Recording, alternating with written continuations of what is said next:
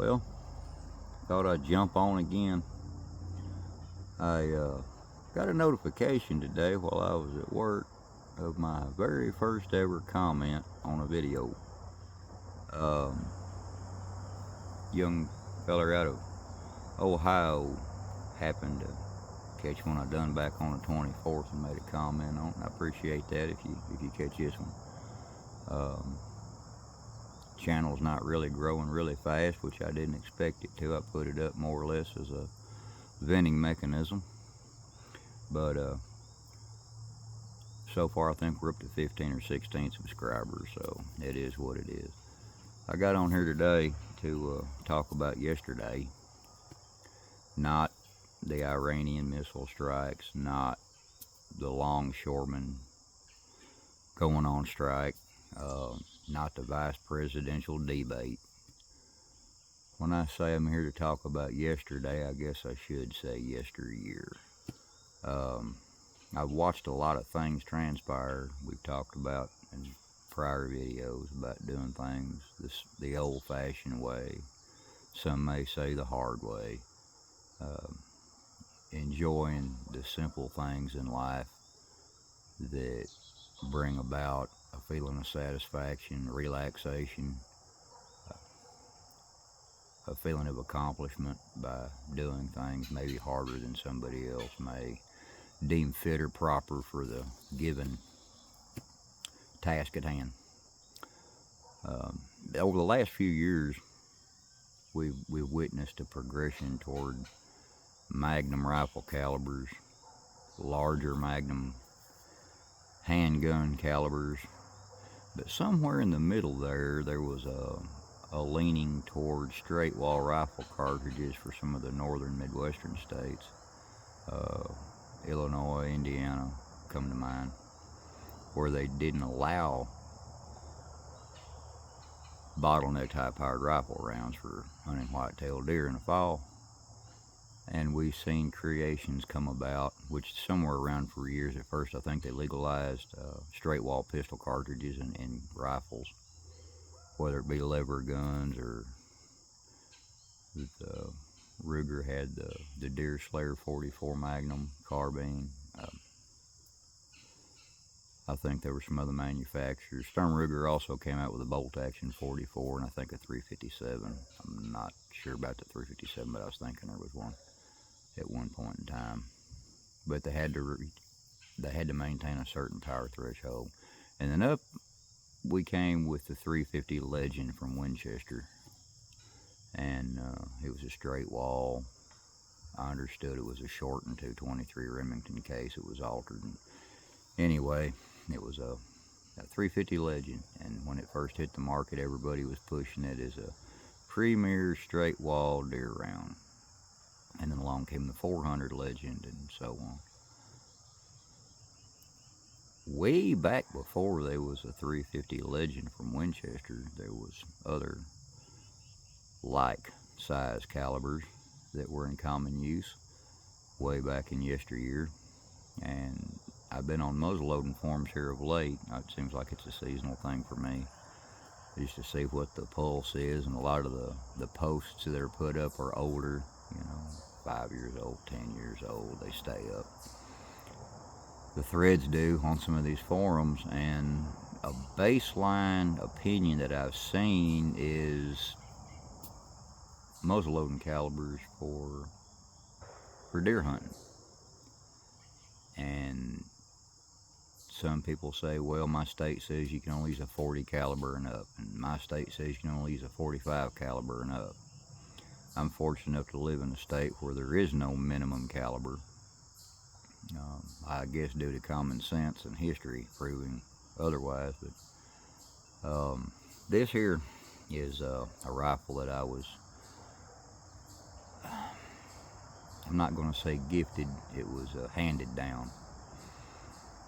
I referred to it the other day to my dad as your old rifle, and he said, it's not mine, it's yours. But this is a 350 thousandths diameter round ball for a 36 cap lock long rifle. Weighs about 65 grains, and in my my mind, this is the original 350 legend, because as legend would have it, a lot of the westward expansion from the colonies into the Ohio River Valley and the Tennessee River Valley and across the Blue Ridge Mountains, a lot of them were carrying a rifle that fired a ball around this size. It could have been a 30 or a 32, or depending on the gunsmith that built the rifle, it could have been a 38. A 40 was considered a fairly large caliber rifle for the day in the eastern part of this nation before the westward expansion beyond the Mississippi River. And that included, of course, white-tailed deer as big game, and there were still woodland elk in the eastern U.S. at the time. They hadn't been pushed out and killed off as of yet, and that ball right there, or something equivalent, closely equivalent to it, was probably more than likely what was more often than not used to harvest those animals when they first entered Ohio and Kentucky, and I would say even up into Michigan and down into the Carolinas and Georgia and the deep south. We didn't have a need at that time for large caliber hawking rifles. Those came about after the westward expansion beyond the Mississippi into the Great Plains, where we've seen the Rocky Mountain elk and the American bison and the large bears. Historical accounts of early settlers in the eastern part of the country, they took all of their game with either smoothbore fowlers or with small bore rifles, what we consider to be small bore black powder rifles nowadays. And it worked fairly well. I guess there's a mantra in the military that ounces equal pounds and pounds equal pain. If you're taking off from a trading post in, say, Virginia, headed into the wilds of what was then early 18th century Kentucky, and crossing the Blue Ridge Mountains into the vast wilderness that was the new hunting ground and the frontier, you could carry a lot more of those little 36 caliber round balls than you could, something for a 69 caliber Brown Bess musket. They added up quick. By using a smaller bore, you also, in ratio, use a smaller charge of powder, because it didn't take copious amounts of powder to launch that little bitty ball to do the deed. And anyway, I was online looking at these forums here recently, and everybody's saying, oh, you can kill a deer with a 36, but you can also cut down an oak tree with a fingernail file, but I wouldn't suggest trying it. There's better tools for the job. That probably held true in the early 18th century and into the early and mid 19th century, but it still doesn't change the fact that it worked. They had the opportunity to use larger caliber weaponry. When we fought the Revolution, I'm sure there were a lot of 69 caliber muskets left over from that, but they didn't see fit to carry them into the fur trade era or into the eastern wilderness of Kentucky and Tennessee, because that was a lot of weight. And if you were lucky, you had a horse or a mule to pack your stuff along, but more often than not, I would say the long hunters of the day probably were all on foot, because everything was a commodity, whether it was lead or powder or livestock. If you needed a horse left behind to pull a plow for your family on the farm, you didn't want to take that implement, that farm implement, with you on a hunting journey or an expedition, because you really don't want mama pulling the plow while Junior's steering it, It wouldn't be right. So when we get down to it today, if it worked then, will it work now? Well, deer aren't made out of Kevlar yet. Haven't seen any wearing plates yet. Doubt they will. So the question today for me is, will this 36 caliber rifle harvest deer like it did back in the day? Now, when my dad sent this rifle home with me, he told me, he said, son, I'd shot it with him in his yard, and I was highly impressed with the accuracy potential in the little gun. And it gave me the giggles because there was no recoil. It sounded about like a 38 special going off. And he warned me that if I hit a squirrel wrong with it, it'd be a lot of meat ruined. And I took his advice on that, and then he also included some other projectiles with it that he had acquired over time. And there were a few left. I think there were 20 round boxes, and I'd shot them before in a 50 caliber, but he came up with these in a 36, and he bought them at, I think they were at an Oa's hardware store, but these are a little tiny 36 caliber, what looks to be a copy of it. Well, this was actually a Thompson Center brand. It was still in the TC box, but it's a 128 grain Thompson Center maxi ball. I didn't even know they made them that small. I'd seen 45s and 50s and 54s, but I'd never seen the 36. Rumor has it there was also a 32 for a while. These are really hard to find now. There's people with molds drifting around. You might find one on Gunbroker or somewhere. I ordered a bag of 100 of these from a gentleman in Florida some years back, about 2018, 2017, 2018, somewhere in there. And they weren't priced too awful bad for the work that he put in. I think the original 20 round boxes were like $3.75 back at the time when Dad acquired them, but now they're a little higher than that when you can find them. I'd love to have a mold for it, but alas, they're like chicken's teeth anymore. And you've got a 65 grain round ball and a 128 grain maxi in this particular caliber, and I looked up the data for it from Thompson Center themselves, and in their old Seneca line of rifles and their Cherokee line of rifles, they were starting out with 40 grains of 3F black behind the maxi there, and topping out about 60. Those two rifles, the Cherokee I think had a 25 or a 26 inch barrel on it with a 1 in 48 twist, and the Seneca was a little longer at around 27 or 28 inch barrel with a 1 in 48 twist. And they were specifying themselves, the manufacturer of the weapon and the bullet, 40, 50, and 60 grain powder charges, and that was just a rough high, medium, and low. Of course, if we tinker around it, you know, anything in between, whether it be 45, 55, 57, 58, 60.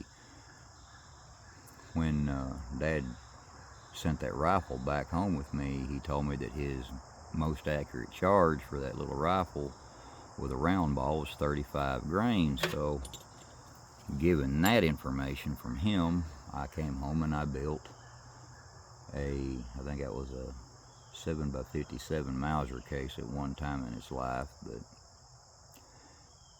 I cut it down and made a 35 grain powder charge. This will dispense exactly 35 grains of 3F granulation powder for said rifle behind a round ball.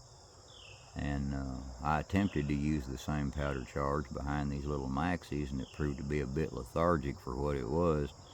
And I found the TC data, and I thought, well, 60 grains in a Seneca or in a TC Cherokee is their quoted maximum out of a 25, 28 inch barrel.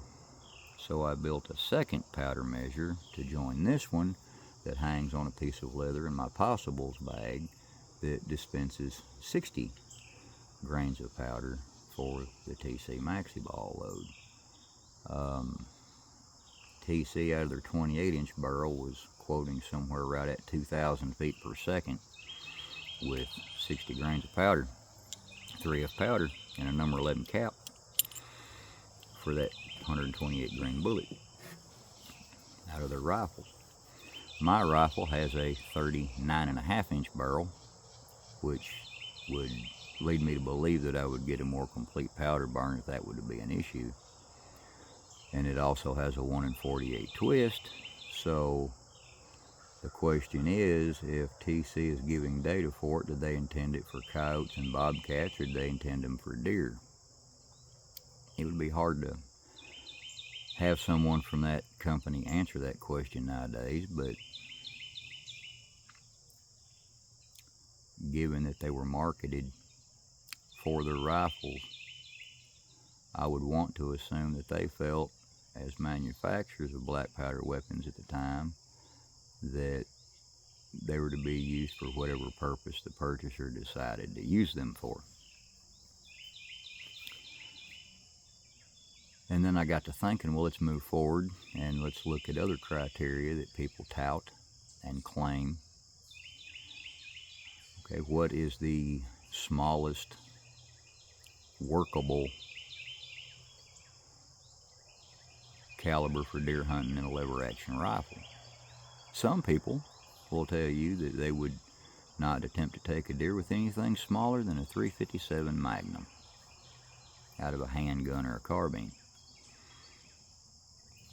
Well, if you were following the .357 Magnum through the years, one particular load that was touted by police and law enforcement across the country back in the 70s and 80s before the semi-automatic craze, 60s, 70s, and 80s, was a .357 Magnum revolver firing a 125 grain jacketed soft point or jacketed semi-wad cutter bullet at around 1,400 feet per second.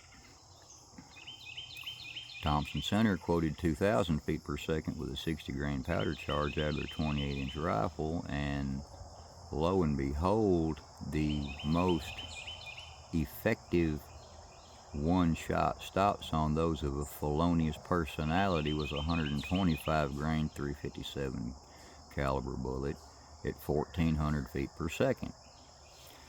What is the difference, and I'm asking anybody to comment, between a 125 grain .357 bullet moving 1,400 and a 128 grain .350, .360 caliber bullet moving at 2,000 feet per second? What am I missing here? Let's say we have the potential to push this 600 feet per second faster than a .357 Magnum handgun load out of a 6-inch barrel into a deer's vital area. Oh, well, it's different. Well, I don't see how. You've got weight, which is mass, and you have velocity, which equals energy. I fired some of those bullets into water jugs, and I stuck a stick of wood up behind it, firewood, to stop to catch the bullet. 3 water jugs and a stick of seasoned red oak later, I retrieved this little beauty here, and this measures on my Starrett calipers to be, this way is about 70 caliber, 71 caliber, and then the narrow way is right at 50. So they do expand and leave a serious wound track. 70 caliber, that, if I recall, that is almost equal, on par with a 12 gauge shotgun slug across the wide way, and 50 caliber starting out. Most muzzle loaders are 50 caliber, 45, 50 caliber these days are popular. So the cross-sectional area of this, as it expanded, put us right back up there with the 45 and 50 caliber round ball. Energy is going to be at 2,000 feet per second, and that's out of their 28-inch barrel. I don't know, I haven't clocked them on a chronograph out of my 39. I plan to in a test here before long, because our season comes in the 19th of this month, and I fully intend to take that rifle into the timber and probably make a shot on a deer if the chance arises somewhere in the neighborhood of 50 to 75 yards with it. I want somebody to tell me if they would think that a .357 Magnum would take a white-tailed deer in this part of the country at 50 to 75 yards. Would that be a doable feat? If it works for a .357 and a Marlin lever action, I don't know why it wouldn't work for a .36 black powder muzzleloader. So if my math's wrong, somebody correct me, please. Comments are welcome. Like I said, I've only had one so far. And before anybody gets on here saying, well, I don't know why you're handling all them old-fashioned bullets and them old stinky rifles, because you ought to know lead's bad for you. Jump in your DeLorean and go back and ask King George if lead's bad for you. Lead's bad for tyrants and dictators and despots and people of the criminal element and governments. It's always been bad for them, but I'm sure my generation chewed on enough baby beds painted in lead-based paint. Maybe that's what's wrong with us, I don't know. They say that the Gen X and the boomers are half goofy, but maybe it was lead-based paint, I don't know. I would say that the Americans that fought the Revolution probably thought lead was a pretty blame good thing at the time. So as long as it's around, we're going to keep using it here. Take that to the bank. Shooting jacketed bullets out of my 45 Colts is akin to, oh, I don't know, wearing man buns. I'm not going to get in trouble for hate speech, maybe, if I just cut it off there, but we'll save that rant for another time. I want feedback, folks. Is a 36 small bore muzzle loader viable? I don't have a 32. This rifle that we're discussing today is I guess Cabela sold it as a Blue Ridge rifle at the time, and they had them in 32, 36, 45, 50, and 54. Now I can't find the 36s unless they're used, and they're bringing a premium. When we think about what's traditional and customary, everybody talks about, well, I made the comment before that to me black powder hunting is black powder hunting. It doesn't include inlines and magnifying sights. And interesting interjection here, one of my older sons, my second oldest son, some years back, he's 32 this year. Back when he was about 15, he wanted to go black powder hunting, and he was kind of a small statured feller at the time. Still isn't real tall, but he filled out and got stocky as he got older. But when he was about 14 or 15 years old, he wanted to try muzzleload hunting. So we had another rifle here at the house that also came from his grandfather. It was a CVA inline, but it was shorter. The length of pull was a little shorter for him, and it gave him a little bit more confidence starting out. So we let him use it, but his size made him recoil sensitive. So I told him, I said, look, we're gonna hook you up, and knowing deer are made out of muscle and water and bone, they're not unlike human beings. We're mainly made of water. Most living creatures are mainly made of water.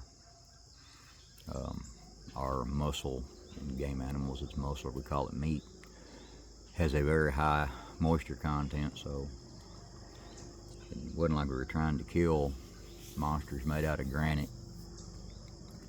And we put him in a deer stand that year. I was sitting with him in a 2-man ladder stand, and we loaded him up a CVA inline with a 360 grain Lee Improved mini bullet, and we had one Pyrex pellet behind that bullet, 150 grain pellet. And a lot of the people that I work with said, well, you're handicapping him, that's not going to get the job done. He's going to turn him off to black powder hunting, because he's going to cripple one and lose it, because you're only shooting 50 grains of powder behind this big old fat heavy lead bullet, and it ain't going to work. Well, the doe came in at about 35-40 steps. She followed a flock of turkeys through the woods, and he was enjoying watching them birds feed through, and that deer came through with her head down watching the turkeys as an early warning device, near as I could judge. And she seen that they were staying calm and peaceable and going about their business, so she was pretty calm and peaceful and confident, using them as her early warning system. There's a tip for you. And when she stepped up there and he got a good clean broadside, he put his sights on her shoulder. We'd adjusted the sights on the rifle to hit point of aim at 50 yards, and He pulled the trigger and the gun went off, and the deer went down and came back up and swapped ends and took off and made it about 40 yards and piled up. And when we got up there and inspected her, that big old 360 grain slow moving mini bullet had went in behind her right shoulder and came out behind her left shoulder, complete pass through, in and out, and landed somewhere back buried in the dirt behind her. A 40-yard, we'll call it a 35-yard shot, and the deer running 40 yards and piling up, in my mind, is a success. If I'm wrong, somebody comment and correct me on that as well. He looked at me just as stone cold, that kid did, and he said, "Daddy, all these people hunting the woods these days and shooting 100 and 150 grains of them pellets, these guys that are shooting these 3 Pyrodex pellets in their rifles are just wasting their powder." And I about hit the ground. I got tickled at him. He realized that it doesn't take a shoulder-fired atom bomb to kill deer. Imagine that. Worked for him. Another gentleman I run across last week uses a flintlock long rifle and a 50 caliber, I believe it was. And he said that the most accurate load for his rifle that he's found it to like with a round ball load is 55 grains of 3F black. 55 grains seems light for a 50 caliber, you may say. Apparently not. I watched him smoke a buck with it. So these days, ammunition is an expensive commodity for anything, whether it be a center fire or a rim fire or a muzzle loader. Components and ammunition prices are through the roof. Primers are high, powder's high, bullets are high, lead's high. So if we can get by the way our forefathers did, shooting smaller calibers or shooting lighter powder charges and being patient and doing things the old way and allowing animals to come within closer ranges, and it still works, then folks, let's do it. Let's make our powder last a little longer. Let's keep our shots a little shorter.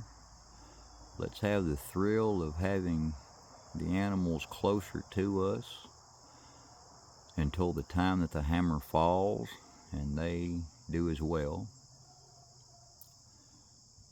We've talked about conserving fuel in the past. We've talked about conserving water. We've talked about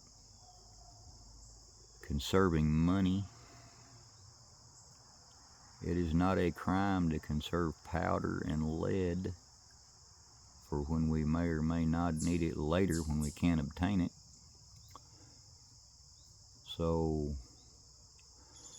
any thoughts or ideas on these concepts or on these observations here at Shooting Hill Observations, feel free to light up the comment section.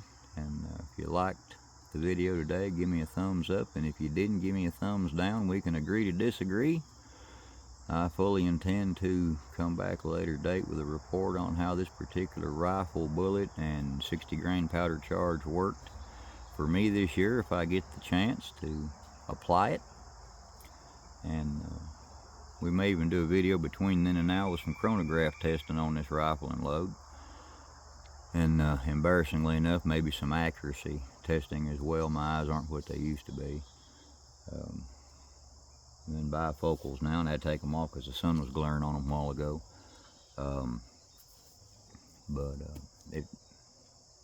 Let's hear it.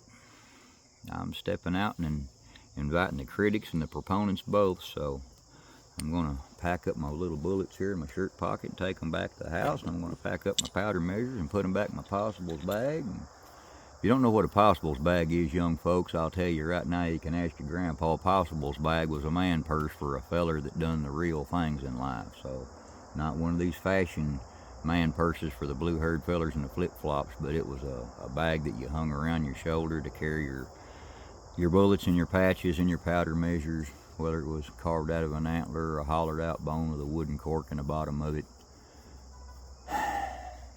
You've got the internet. Go educate yourself. Don't ask me silly questions you should already know if you're a student of history and care anything at all about the history of the country you live in and how it came to be. Appreciate y'all. Let me know what you think. I'm going to dive off of here. God bless y'all. See you next time.